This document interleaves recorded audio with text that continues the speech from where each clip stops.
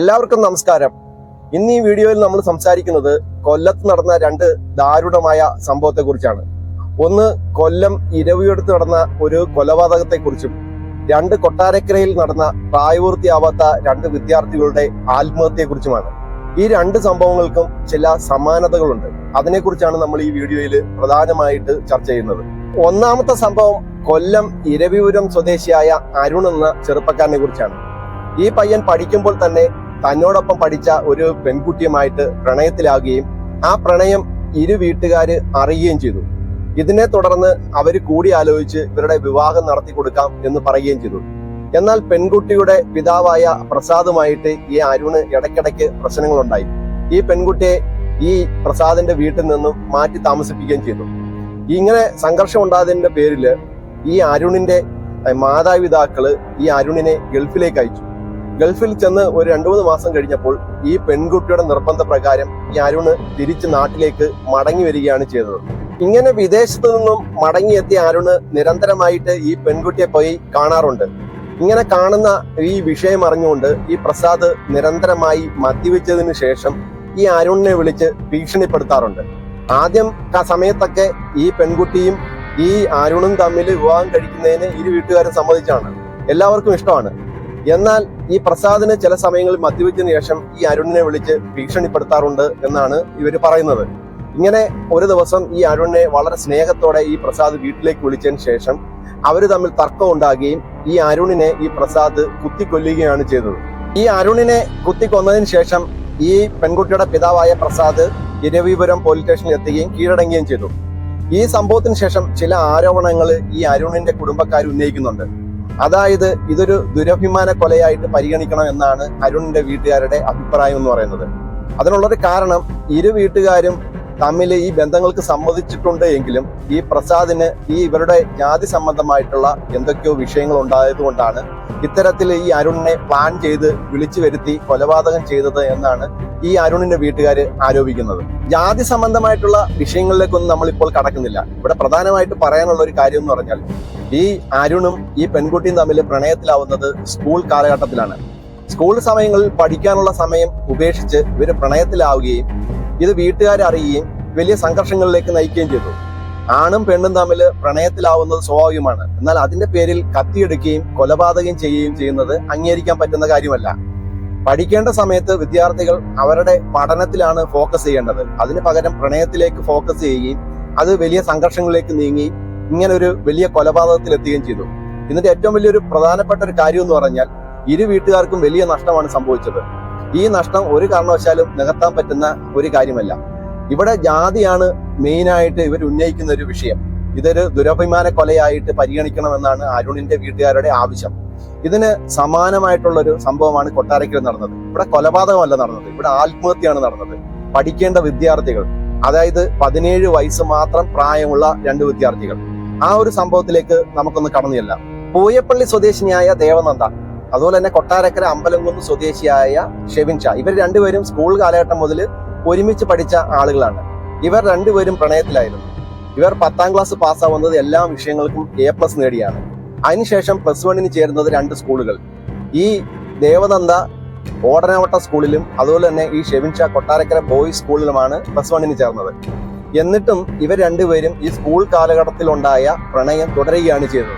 ഇവർ രണ്ടുപേരും 2 സ്കൂളിലാണ് +1 ചേർന്നതെങ്കിലും ഇവരുടെ പ്രണയത്തിന്റെ ഭാഗമായി ഇവര് കൂടിക്കാഴ്ചകൾ നടത്താറുണ്ടായിരുന്നു. ഇവിടുത്തെ ഏറ്റവും വലിയൊരു പ്രത്യേകത ഇവർ തമ്മിൽ പ്രണയമാണെന്നുള്ള വിവരം ഇവരുടെ കൂട്ടുകാർക്കോ വീട്ടുകാർക്കോ നാട്ടുകാർക്കോ ആർക്കും തന്നെ അറിയില്ലായിരുന്നു. ഇവർ പല സ്ഥലങ്ങളിൽ വെച്ച് കാണാറുണ്ടായിരുന്നു. ഈ സംഭവം നടക്കുന്ന സമയത്ത് ഇവർ രണ്ടുപേരും ഒരു സ്ഥലത്തുനിന്ന്, അതായത് പൂയപ്പള്ളിയിലെ ഒരു ബസ് സ്റ്റോപ്പിൽ നിന്നാണ് ഇവർ രണ്ടുപേരും ബസ് കയറി പോയത് എന്നാണ് പോലീസ് പറയുന്നത്. ഈ സംഭവം നടക്കുന്ന ദിവസം ഈ ദേവനന്ദ രാവിലെ സ്കൂളിലേക്ക് പോവുകയും വൈകുന്നേരം മടങ്ങി കൃത്യസമയത്ത് വീട്ടിലെത്താത്തതിനെ തുടർന്ന് ഈ ദേവനന്ദയുടെ മാതാവ് കൂട്ടുകാരേക്ക് വിളിച്ച് കാര്യങ്ങൾ അന്വേഷിച്ചപ്പോൾ കൃത്യമായി വിവരം ലഭിക്കാത്തതിനെ തുടർന്ന് ഈ മാതാവ് പൂയപ്പള്ളി പോലീസ് സ്റ്റേഷനിൽ പരാതി നൽകുകയാണ് ചെയ്തത്. ഈ പരാതി പോലീസുകാർ അന്വേഷിച്ചുകൊണ്ടിരിക്കുന്ന സമയത്താണ് ഈ ഷെവിൻ ഷായെ കാണാനില്ല എന്നുള്ളൊരു പരാതി കൂടി ലഭിക്കുന്നത്. അതിനെ തുടർന്ന് പോലീസുകാർക്ക് മനസ്സിലായി ഇത് തമ്മിൽ എന്തോ ബന്ധമുണ്ടെന്ന് മനസ്സിലാക്കുകയും കൃത്യമായ രീതിയിൽ അവർ അന്വേഷണം നടത്തുകയും ചെയ്തു. എന്നാൽ അവിടുത്തെ ഒരു പ്രശ്നം എന്ന് പറഞ്ഞാൽ ഈ 2 വിദ്യാർത്ഥികളും മൊബൈൽ ഫോൺ ഉപയോഗിക്കാത്തതുകൊണ്ട് ഇവരുടെ ലൊക്കേഷൻ കണ്ടുപിടിക്കാൻ പോലീസിന് സാധിച്ചില്ല.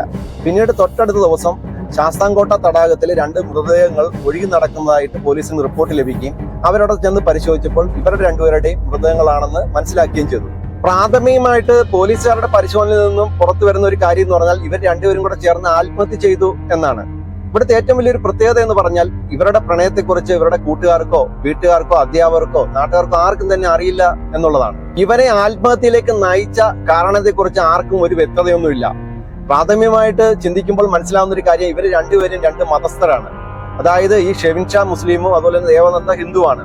അപ്പോൾ ഇവരുടെ ഇടയിൽ ഉണ്ടായിട്ടുള്ള ചില മാനസിക സംഘർഷങ്ങളായിരിക്കാം ഇവരെ ആത്മഹത്യയിലേക്ക് നയിച്ചത്. അതിലെ പ്രധാനപ്പെട്ട കാരണം ഈ പ്രായത്തിൽ, അതായത് ഇവർ രണ്ടുപേരും 17 വയസ്സ് മാത്രം പ്രായമുള്ള ആളുകളാണ്. ഇവരൊരു ജീവിതത്തെക്കുറിച്ച് ചിന്തിക്കേണ്ട സമയമൊന്നും ആയിട്ടില്ല.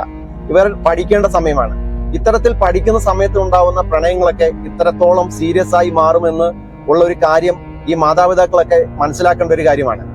അപ്പോൾ ഇവര് ചിന്തിച്ചൊരു കാര്യം, ഇവര് രണ്ടുപേരും 2 മതസ്ഥരായതുകൊണ്ട് ഇവരുടെ വീട്ടുകാർ ഇവർ ഒരുമിച്ച് താമസിക്കാൻ സമ്മതിക്കത്തില്ല. അപ്പോൾ അവര് അങ്ങനെയുള്ള രീതിയിലുള്ള ചിന്തകളൊക്കെ ആയിരിക്കാം ഇവരെ ആത്മഹത്യയിലേക്ക് നയിച്ചത്. അതിന് പുറമെ വേറൊരു കാരണം ഒന്നും തന്നെ കാണുന്നില്ല. അതിനുള്ളൊരു പ്രധാനപ്പെട്ട കാര്യം, ഇവർ രണ്ടുപേരും മെഡിക്കലായിട്ട് പഠിക്കുന്ന വിദ്യാർത്ഥികളാണ്. ഇവരുടെ വീട്ടുകാർക്ക് ആർക്കും ഈ പ്രണയത്തെക്കുറിച്ച് അറിയില്ല. ഇവര് വീട്ടിലൊന്നും ഈ പ്രണയം അവതരിപ്പിച്ചിട്ടില്ല. ഇതിനെതിരെ ഒരു കൊല്ലത്തുണ്ടായ പോലെ ഒരു എതിർപ്പൊന്നും ഒരു സ്ഥലത്തൊന്നും ഉണ്ടായിട്ടില്ല. പിന്നെ എന്തുകൊണ്ട് ഇവർ ആത്മഹത്യ ചെയ്തു?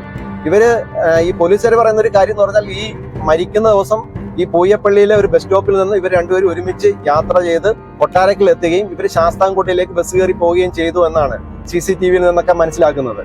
അപ്പോൾ ഇവർ ശാസ്താംകോട്ടയിൽ എത്തിയതിനു ശേഷം ഇവരെ ആത്മഹത്യയിലേക്ക് നയിക്കാനുള്ള കാരണം എന്താണ്?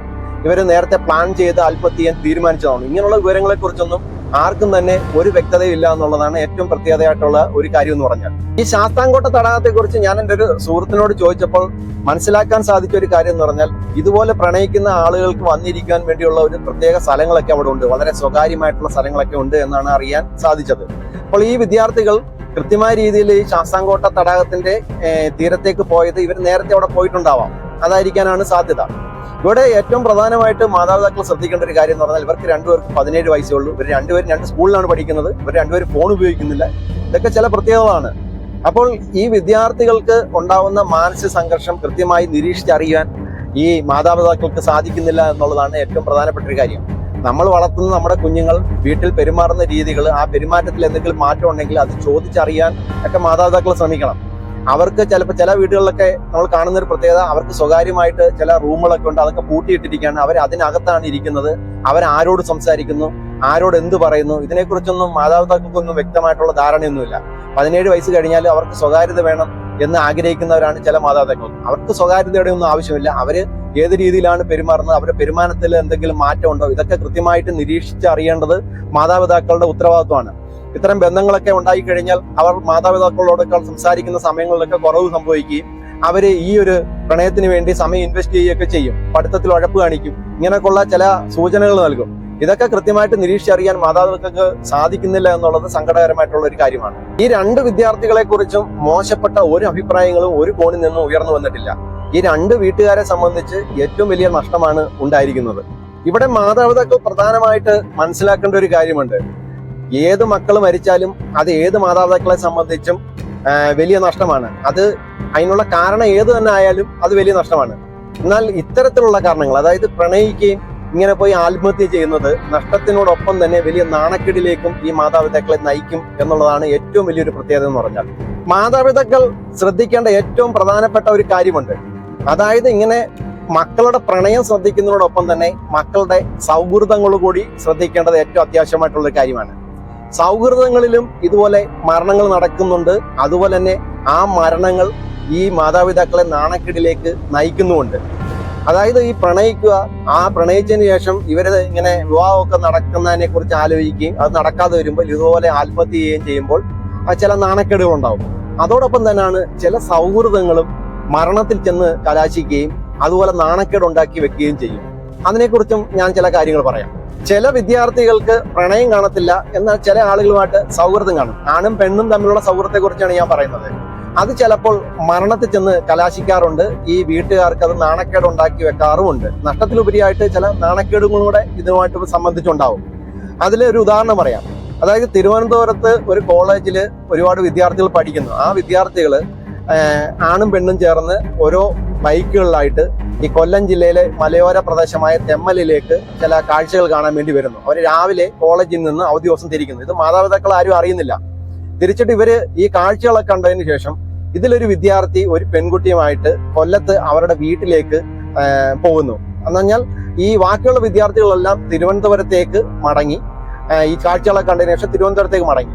അപ്പൊ ഇതിലൊരു വിദ്യാർത്ഥി തന്റെ സുഹൃത്ത്, അവര് ആണും പെണ്ണും സുഹൃത്തുക്കളാണ്, ഇവർ രണ്ടുപേരോട് എന്ത് ചെയ്യുന്നു, തിരുവനന്തപുരത്തേക്ക് മടങ്ങാതെ അടുത്ത ദിവസം മടങ്ങാം എന്നുള്ള ഉദ്ദേശത്തിൽ എന്ത് ചെയ്യുന്നു, ഇവരെ നേരെ അവരുടെ കൊല്ലത്തുള്ള വീട്ടിലേക്ക് വന്നു. അങ്ങനെ കൊല്ലത്ത് ആ വീട്ടിൽ വന്ന് രാത്രി താമസിച്ചതിന് ശേഷം പിറ്റേന്ന് അവര് തിരുവനന്തപുരത്തേക്ക് പോകാന്നുള്ള ഉദ്ദേശിച്ച് വരികയും ഈ യാത്രയുടെ മധ്യത്തിൽ വെച്ച് ഒരു സന്ധ്യ സമയത്ത് 7 മണിക്ക് ഇവർ ആക്സിഡന്റ് ആവുകയും മരിച്ചു പോവുകയും ചെയ്യുന്നു. രണ്ടുപേരും മരിച്ചു പോവുകയും ചെയ്യുന്നു. അപ്പോൾ ഇതിനകത്ത് ഏറ്റവും പ്രധാനപ്പെട്ട ഒരു കാര്യം എന്ന് പറഞ്ഞാൽ ഈ മരണം അറിയുന്നു, ഇവരെ രണ്ടുപേരെയും തിരുവനന്തപുരത്ത് കോളേജിൽ പഠിക്കാനാക്കിയതാണ് ഈ രണ്ട് മാതാപിതാക്കളും. അപ്പോൾ ഈ മരണം അറിയുന്നു, ഇവർ വന്ന് ഈ ബോഡികളൊക്കെ കളക്ട് ചെയ്ത് അവരുടെ നാട്ടിലെത്തിക്കുന്നു. അപ്പോൾ നാട്ടുകാരൊക്കെ എന്ത് വിചാരിക്കും, നമ്മളൊന്ന് ആലോചിച്ച് നോക്കണം, മാതാപിതാക്കൾ ഒന്ന് ആലോചിച്ച് നോക്കണം.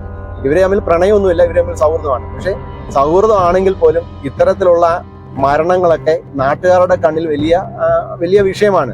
അവരെ അത് സൗഹൃദമാണെന്നൊന്നും ധരിക്കത്തില്ല. അപ്പം ഇത്തരം കാര്യങ്ങൾ കൂടി ഈ മാതാപിതാക്കൾ പ്രത്യേകമായിട്ട് ഇത്തരം സംഭവങ്ങൾ നടക്കുമ്പോൾ വളരെ കാര്യമായിട്ട് ചിന്തിക്കേണ്ട ഒരു കാര്യമാണ്. അതായത് തങ്ങളുടെ മക്കളുടെ പ്രണയം മാത്രമല്ല നമ്മൾ നിരീക്ഷിക്കേണ്ടത്, സൗഹൃദങ്ങൾ നിരീക്ഷിക്കണം, അവരോടൊപ്പമുള്ള യാത്രകൾ നിരീക്ഷിക്കണം. ഇങ്ങനെയുള്ള കൃത്യമായ കാര്യങ്ങളൊക്കെ നിരീക്ഷിച്ചാൽ വലിയ ഇതുപോലുള്ള നഷ്ടങ്ങൾ ഒഴിവാക്കാൻ സാധിക്കും. ഇങ്ങനെയുള്ള നഷ്ടങ്ങളിൽ ഉണ്ടാവുന്ന നാണക്കേടുകൾ ഒഴിവാക്കാൻ സാധിക്കും. ഇതൊക്കെ കൃത്യമായ രീതിയിൽ ഈ മാതാപിതാക്കൾ നിരീക്ഷിക്കണം. ഈ പ്രായപൂർത്തിയാവാത്ത കുഞ്ഞുങ്ങൾക്കൊക്കെ സ്വകാര്യതകൾ അനുവദിച്ചു കൊടുക്കേണ്ട ഒരു കാര്യമില്ല. പല മാതാപിതാക്കളും അവർക്ക് സ്വകാര്യതകൾ അനുവദിച്ചു കൊടുക്കുന്നതായിട്ട് നമ്മുടെ ശ്രദ്ധയിൽപ്പെടുന്നുണ്ട്. അപ്പൊ അത്തരത്തിലുള്ള സ്വകാര്യതകളൊന്നും അവർക്ക് ആവശ്യമില്ല. ആ സ്വകാര്യതയിലേക്കൊക്കെ മാതാപിതാക്കൾക്ക് യഥേഷ്ടം കടന്നു ചെല്ലുവാൻ സാധിക്കണം. അല്ലെങ്കിൽ ഇത്തരത്തിലുള്ള സംഭവങ്ങളിലേക്കൊക്കെ അവർ നയിക്കപ്പെടും എന്നുള്ള കാര്യത്തിൽ യാതൊരു വിധമായിട്ടുള്ള തർക്കങ്ങളുമില്ല.